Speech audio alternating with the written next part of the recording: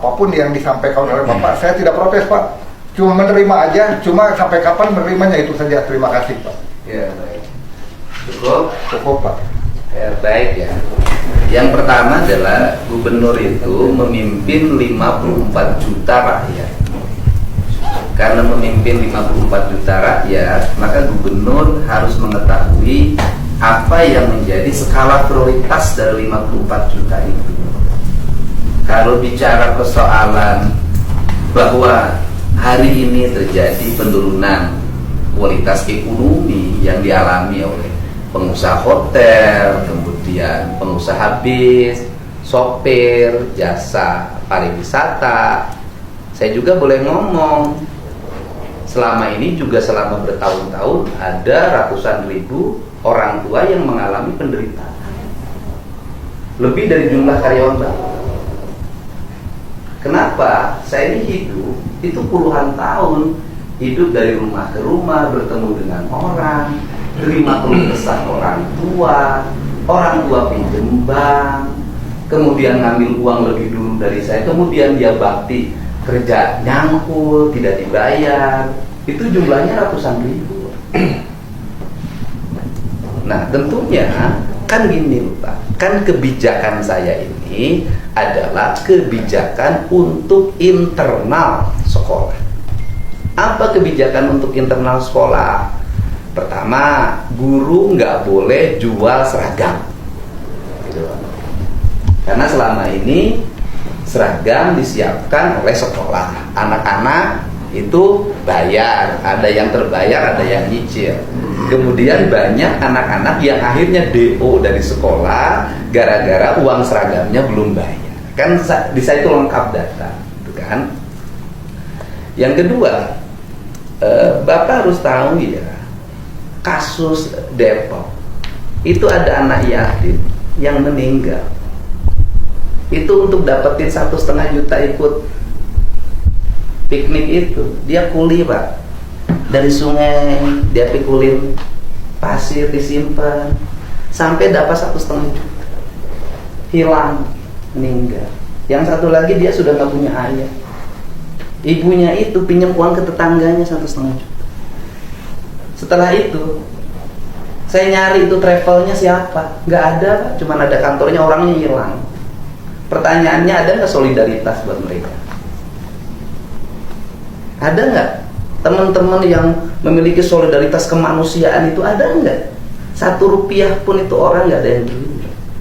Saya waktu itu bukan bupati anggota DPR RI, yang komisi 4 bidang pertanian. Saya yang ngurusin mereka sampai memberikan bantuan pada keluarganya, mendorong teman-teman kepolisian agar ini terus sampai tersangka, kan gitu. Tapi kan tidak ada solidarity. Pertanyaannya adalah apa kita nggak dosa? Saya tuh kan kalau, nah kemudian uang kita ini, uang dari rakyat kecil yang miskin ini lari kemana? Ke restoran, mungkin ke hotel, keluar daerah, triliunan. Saya punya data statistik ekonomi.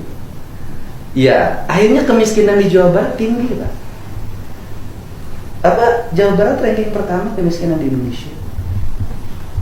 Akhirnya udahlah kalau begitu, rakyat Jawa Barat harus dirubah pola pikirnya agar mereka sekolah itu bukan untuk konsumtif tapi untuk produktif.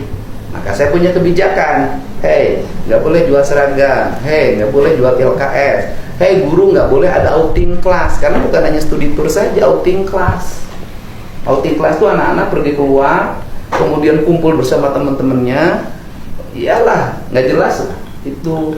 Terus kemudian nggak boleh lagi ada perpisahan, semua tidak diperbolehkan. Jadi bukan satu komponen studi banding saja. Jadi kalau mau orang komplain, tukang tenda bisa komplain sama saya.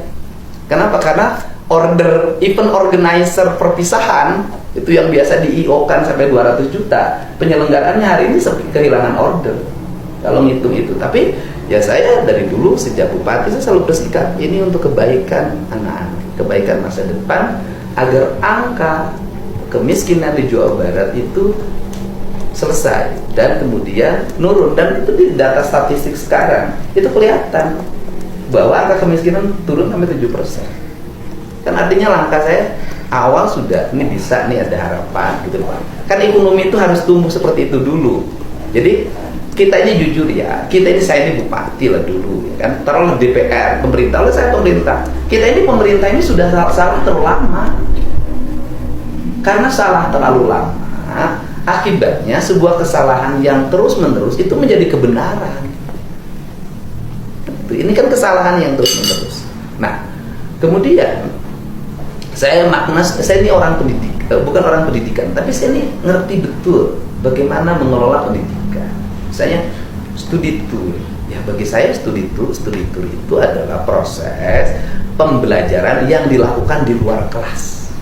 Itu pemahaman saya. Jadi anak-anak pergi ke TPA, kemudian memilah sampah organik anorganik, itu studi tour. Anak-anak pergi ke sawah meneliti kandungan mikroorganisme, itu studi tour. Anak-anak pergi ke warung, kemudian membawa sampel makanan diperiksa di lab, itu studi tour. Jadi inilah cara untuk meningkatkan daya saing bangsa. Kalau saya memang, ya saya orangnya begitu cara berpikir. Ini cara daya meningkatkan daya saing bangsa. Kenapa? Saya tuh punya data bagaimana anak-anak Jawa Barat tuh lemah ketika dia testing di pabrik 4x8 aja nggak bisa. Nah, sehingga ini harus dirubah nih manajemen pendidikannya. Otak kepala sekolah nggak boleh duit. Karena saya tahu kok setiap studi tour itu ada fee buat kepala sekolah. Dan itu fee-nya sampai 200 juta kalau misalnya yang berangkatnya banyak sampai 1 miliar. Kan datanya ada di sana.